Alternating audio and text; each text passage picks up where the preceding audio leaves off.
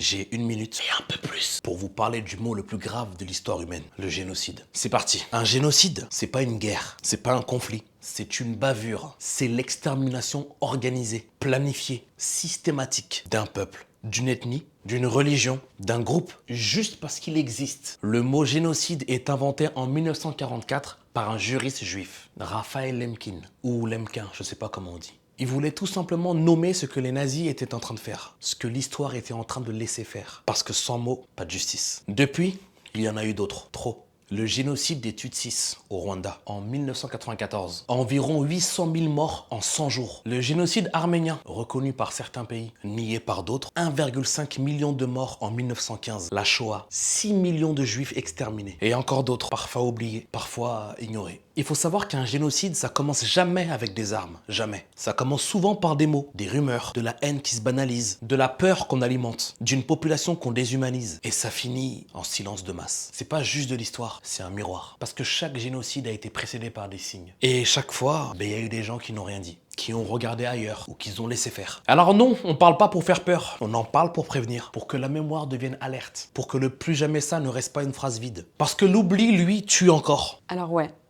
il avait 1 minute et un peu plus, mais pour le génocide, il aurait fallu des noms, des dates, des cris qu'on n'a pas écoutés.